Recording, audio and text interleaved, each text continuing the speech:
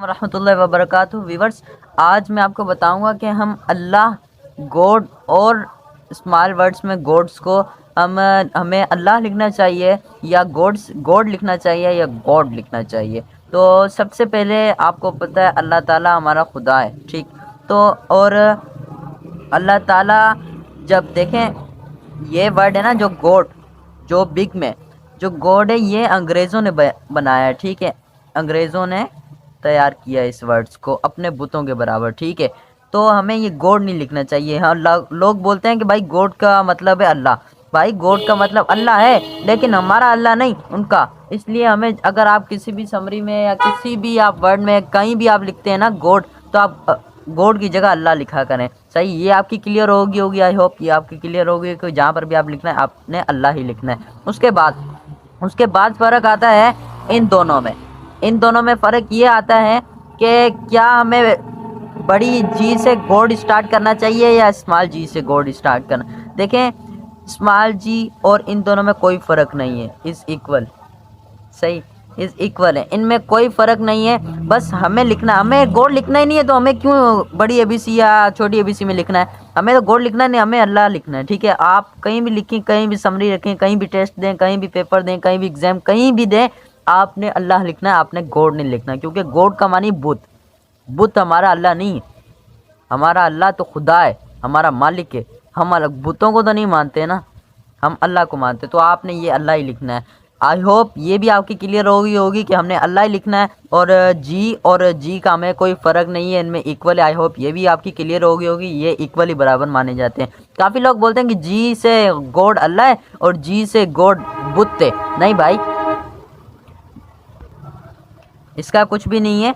ये God same ही word है, same इसको कहा जाता है, सेम वर्ड से। बाकी हमें गॉड लिखना ही नहीं है, तो हम क्यों पूछें। हमें अल्लाह ताला लिखना है, हमें अल्लाह ही लिखना है, ठीक है। उसके बाद हमारे इंग्लिश लेटर में, समरी में, सेंट्रल आइडिया में, किसी भी में हमारे बिटवीन आता है। क्या वर्ड आता है? बिटवीन। जब बिटवीन वर्ड आता है किसी भी क्वेश्चन में, ठीक है, तो वो दो चीज़ों के बारे में बताता है। वो कहता है एक चीज़ को अलग डिफाइन करो और दूसरी चीज़ को अलग डिफाइन करो, ठीक है। वो बिटवीन मानी फ़र्क, बिटवीन मानी इनके दरमियान फ़र्क बताओ, इनके दरमियान मतलब बताओ, इनका दरमियान क्या है। अगर आपसे कोई भी पूछता है व्हाट इज़ द, मतलब कोई भी किसी भी चीज़ में बिटवीन पूछ जाता है, जैसे कोई भी हम अगर क्वेश्चन रखते हैं, अगर हम बिटवीन जहाँ भी आपके आए, तो आपने समझ लेना है कि उसको दो जगह पे तकसीम कर देना है। सही है, दो जगह पर आपने उसको अलग अलग कर देना है, दो जगह पर आपने उसको सेट कर देना है, मतलब उसे अलग अलग बयान करना है। अभी वो एक दो नाम बताए, what is the meaning of Aqib Ali and what is the meaning of Riyaz Ali. तो हमें आकिब अली की और रियाज की, इन दोनों को अलग करना होगा। हमें इन दोनों के बीच सबसे पहले ऐसे लाइन लगानी होगी, ठीक। उसके बाद हम जैसे ही लाइन लगाएंगे, ये देखें मैं आपको लाइन लगाऊं, हमें पूरा पेरा बनाना है, रो और कॉलम का। पेरा आपका हमेशा बनता है रो और कॉलम का, ठीक है। हमें इस तरीके से उसे इस तरीके से करना है, ठीक। ये देखें, ये हमारा कॉलम बन गया। अभी ये हमारी रो होगी, ये हमारा कॉलम हो गया, ठीक है। अभी इसमें हमने आकिब की बताना है। भाई आकिब की मीनिंग है, आकिब की मीनिंग है पीछे चलने वाला, ठीक। उसके बाद रियाज की मीनिंग है, अगर अभी रियाज की मीनिंग है फूल, ठीक। फॉर एग्जाम्पल हम बोल रहे हैं, हम ओरिजिनल नहीं बोल रहे, फॉर एग्जाम्पल के तौर पर इसकी मानी है फूल। तो हम फूल, अभी इसकी पूरी डिटेल यहाँ बताएंगे, इसकी इसलिए बताएंगे बिटवीन, इनमें फ़र्क आ जाएगा, ठीक है।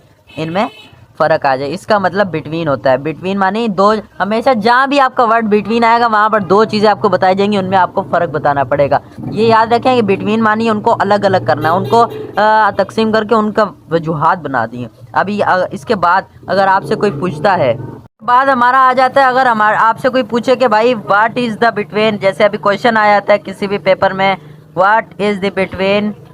देखें बिटवीन यहाँ ही आया और दो चीज़ें आएंगी, between science and pre science भी आता है आपका, काफ़ी जगह पर आपका आता होगा, ठीक है। ये क्वेश्चन आता है हमारे पास, ठीक। क्वेश्चन रहता है फॉर एग्जांपल के तौर पर। तो इसका अभी देखें, इसमें ये दो चीज़ें पूछ रहा है, एक चीज़ ये होगी साइंस, दूसरी होगी प्री साइंस।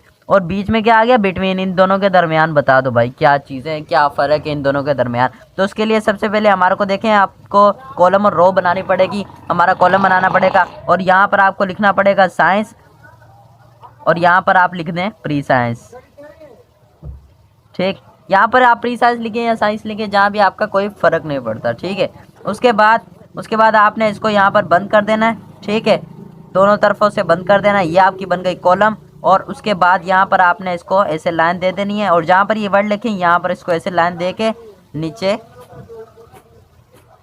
नीचे इसको बंद कर देना है। ठीक है, ये हमारा बन गया। ठीक है, उसके बाद अभी हमने बताना है science. Science is the basic unit of life. Science आमतौर पर हम यही लिखते हैं ना, science is the basic unit of life. ठीक है, हमने एक इसका ये बता दिया। ठीक है, बाहर इसके उसके बाद प्री साइंस, उसके बाद प्री साइंस हमने ये लिखना है प्री साइंस। इसकी डिफिनेशन ये, pre science is before knowledge. Pre मानी बिफोर नॉलेज। ठीक है, बिफोर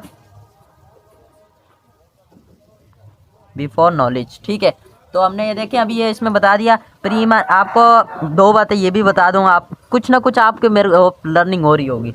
ठीक है, प्री मानी है बिफोर, मतलब आपके काफ़ी पेपरों में आता होगा pre science, pre knowledge, pre ये प्री ग्रुप, मतलब प्री इंजीनियरिंग, प्री मेडिकल, मतलब मेडिकल से पहले आपको इन्फॉर्मेशन दी जा रही है। और प्री साइंस, साइंस से पहले इन्फॉर्मेशन दिए जा रही है। प्री मानी बिफोर, पहले। ठीक है, उसके बाद आ रहा, अभी देखें हमने इसी तरीके से आपने इसको बिटवीन में कर देना है। समझो, देखें बिटवीन आया तो हमने इसका फ़र्क दोनों का बयान करना है। देखें बिटवीन की वजह से बिटवीन आया, दो चीज़ आपको पहले मैंने बताया कि दो चीज़ें आएंगी। देखेंगे साइंस भी आ गया, प्री साइंस भी आ गया। अब यही है। आई होप आपकी इसमें कुछ ना कुछ लर्निंग हुई होगी। अगर चैनल पे नए सब्सक्राइब कर दें, और मज़ीद आपको नॉलेज देंगे इंशाल्लाह। कमेंट्स में आपने लाजमी बताना है कि आपको वीडियो अच्छी लगी और आपने कुछ तो सीखा होगा। आपने प्री की मानी तो सीख ली होगी। प्री मीन्स बिफोर, बिटवीन का मतलब आ गया दोनों तरफ। अल्लाह और गॉड का भी हमने समझ लिया। ठीक है, कमेंट में लाजमी बताना है, कि आपको वीडियो किस तरीके की लगी और आपने क्या सीखा है इसके अंदर। ठीक है, थैंक यू, मिलते हैं अगली वीडियो के अंदर। शुक्रिया।